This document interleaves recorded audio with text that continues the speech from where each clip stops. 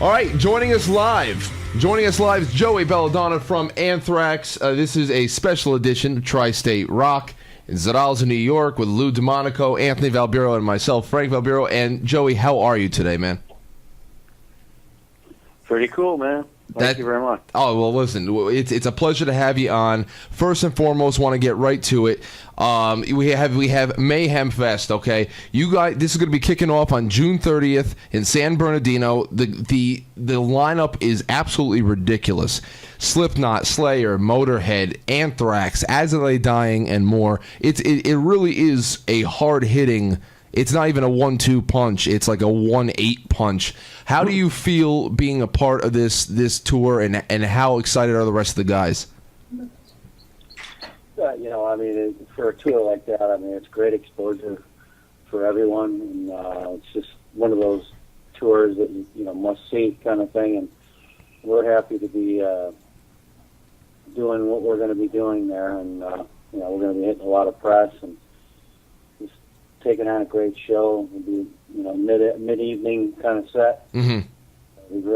It'd be nice, And what date are you most anticipating? What's your favorite city to play on all of the dates that we have lined up for Mayhem?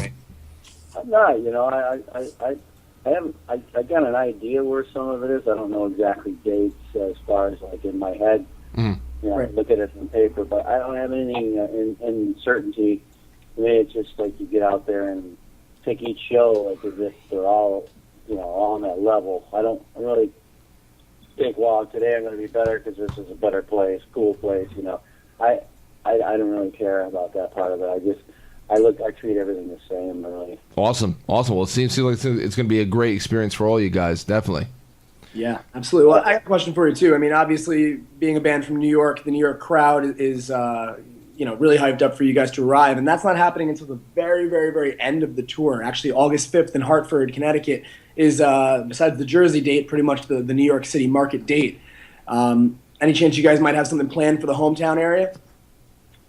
Well, I don't know. I don't know if we were able to really kind of shift anything around. It may, once we kick it off, it may find itself to be the way it's, going to be. There's so much going on, and for us to do a lot of different things and shuffle, I don't know, it may be hard, but whatever we're going to do, I think will be really quite adequate. It's just as far as taking on our own little thing, it might be hard because again, it's a long day, everything's on the clock. Absolutely. Timed right and everything, so we can't really get too risky with a lot of things. You know what I mean? It's not our own show. Yeah. Do you like that, playing to a very diverse group of fans, many of whom may not necessarily have come there specifically to see you, or would you rather be playing in front of Anthrax fans? Well, we just did the Rock in the Range yesterday or day before yesterday, and it was like, well, that's fantastic. Everybody raised their hands that they never saw us before. So it was really, I'm sure there was a lot of fans that did see us too, but, when I said if you haven't ever seen it, I think everybody. But so, it's very challenging, and I always think that they know us. I don't envision anybody not know us, but it's you know it a little bit, but I try to get out there and think that I'm going to. We're going to enjoy the show. Well, definitely, and I believe that, especially like you're saying with those newer fans, people that may not know you too well, the younger generation, all that.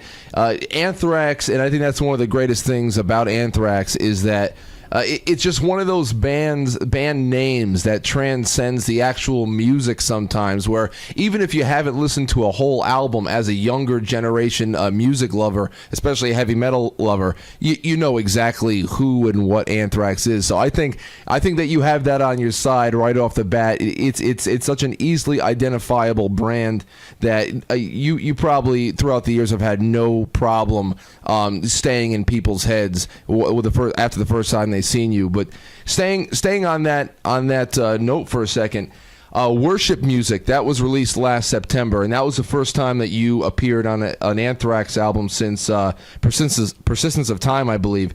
Now that was very well received throughout the metal community. People loved it. Some people even voted it one of the best metal album of 2011.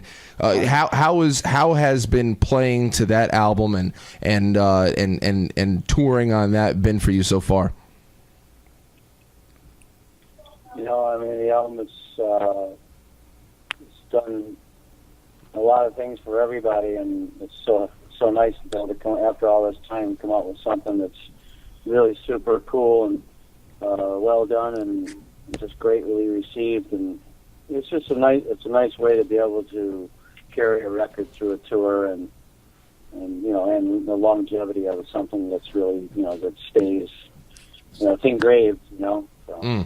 Yeah, and after not having written with the guys for for so long, what was the dynamic like? Was it just like riding a bike? You just get back in and go ahead again, or was it tough? No, it really. I mean, it may seem like really, but it was simple. It wasn't anything that I wasn't accustomed to doing. Mm-hmm. Like I said, it was easier because I didn't have anybody there except me and the producer. We were kind of off on our own doing whatever came to mind, and it was one song a day, and it was really, really cool just to be able to sit there and have it was like half a day. We didn't go past 6 o'clock. Oh yeah. So with that album, you took it one track at a time. So so you're telling me that you would take you listened to the tracks before the day in the studio with the producer, or were you just literally getting introduced? I mean, 2, 3 of them I had like that, 2, 3, 4 of them like that, and then some of them I've heard, but it wasn't anything that I was going any further with it because I had no idea what I was really going to do with it. Wow. So I mean, I heard the song, I heard the structure, but I mean, you know, to go in and sing to something like that and then having the actual lyrics in your hand is a bit different, you know. But yeah, it was very new, but at the same time, I didn't have a lot of people like leaning on me in any way. We just emailed the stuff by 8 or 9 o'clock at night, and if everybody was good when I got there in the morning, I didn't really have to tweak anything.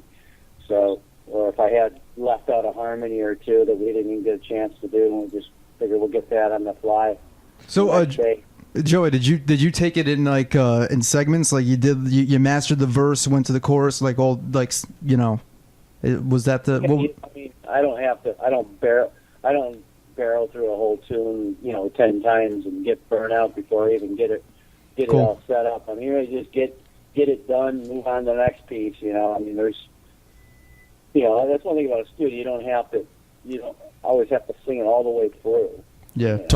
Talking with Joey Belladonna of Anthrax as they get ready to as they get geared up for a Mayhem Fest that starts on June 30th in San Bernardino, California, and it's going to be such an awesome time. And they released Worship Music last September. We're talking with him right now. One last question I have for you, Joey, that is a little bit more Anthrax related and not so much the tour, even though it goes hand in hand. Anthrax, obviously, like I said, a brand that transcends the music sometimes, but also for any Anthrax fan, they know the history, which has been pretty, tumultuous at times because there's been so many lineup changes, and over the years, especially over the past, it's 3 decades now, there's been so many lineup changes all over the place. But now you're back with the band. You guys are pushing forward together. You're getting ready to go on another big tour. Tell me something. What is the what's the weather report inside the band right now? Like after everything that has gone on over the past 30 years, what's the feeling like moving forward into 2012 and beyond? Does it feel like it's finally settled? It's finally a little bit more stable than it has been in the past? Yeah, I mean, there's no doubt that we've already we're rolling heavily. We want to use the word all cylinders. We're taking every step of the way to put everything intact. It needs to be done, whether it be a business thing or just economically, just to make sure that we're rolling on the road properly. Musically, it's there. Live, it's extremely well. I mean, no one's looking around over their shoulder, and no one's taking any doubts with them. I think we're really as straight up as we can be. It's the way to go. There's really no need to be unsure of things. 100%, definitely, absolutely. Well, Lou. Yeah, well, what I wanted to ask you is, Tri-State Rock, our goal here is to sort of embed this culture back into the Tri-State area. We're based out of New York, but we cater to the surrounding area too. And in past years, we've really lost so much of the support that we had with the loss of K-Rock and any other radio stations. All the promotion is gone. You know, back when you guys were getting your start in this area, if it weren't for the promotion of the radio stations and all of that, it would have been a lot more difficult for you guys to break. And I think that's a challenge that a lot of bands are having these days. Do you have any advice to these up-and-coming metal bands that have the heart, but they don't have the opportunity that you might have? Well, you know, I still think, before I use the analogy when I first joined a band, or had a band together, should I say, or put bands together, I never anticipated even doing what I'm doing now. I just wanted to play. Right. So, I mean, if you don't, I mean, a lot of people just think they have to make it so quickly, or it takes too long, I'm not going to do it. I mean, I speaking for myself, that's what I've been doing, and I continuously do. And in fact, with my cover thing, I play backroom kitchens, dining rooms. You know, I don't care. I like to play, so I mean, I'm not too cool to do that, and I enjoy playing, so it doesn't really matter how long. Even though I'm doing Anthrax now, sure, but I would have been doing what I'm doing with the cover thing. If I hadn't made it, I'd still keep doing it. You know, Yeah. I wouldn't just throw in the towel because no one's recognized me. I never thought I'd even be in a predicament where I could possibly get an audition or at least get offered a gig, like with Anthrax, you know. And obviously, it's hard work, and you know, being persistent about it. I mean, it made all the right moves to get in there and have the name passed along, a recommendation of something where you can be in something like that. Where if you don't really strive ahead, I mean, again, record companies, all that kind of stuff, and all the online stuff. But there's plenty of opportunities to keep yourself rolling as a band. You know, I mean, you can. I mean, it's hard to compare to anybody because we could sit around and go, well, we're not as big as those guys. We're not as popular. So we don't think about that stuff. I mean, you just got to do the right thing and be true and have some originality, you know. I guess when one door closes, other doors open, and whereas you know hard rock, heavy metal might have lost a lot of ground in the radio industry, there still is very, very fertile grounds in social media and the internet. So I can see where bands can still make do, and they still do at times. But you know, Joey, thank you so much for the time that you spent with us today. I know you're a busy guy and you have a lot of promotion to do along the way. So thank you for giving us this time. Yep, and Joey, right before we get off the line with you, we're going to just pitch to I wanted to ask you, of the worship music songs, what is your favorite to sing? You know what? I'm Alive is a cool tune, you know, to sing live. I mean, they're all. I mean, we do Devil, you know, we do Fight 'Em, and we do Earth on Hell. But in the end, it's probably one of my, you know, it's something about that song. It's got all kinds of cool elements in it, and it's got great meaning to it. And I don't know, just every time I do it, it's got an inspirational feel to it, you know. So. Cool. All right. That's well, fantastic. in your honor, then we're going to pitch to that video next. So if you'd like to do that for us, we'd appreciate that.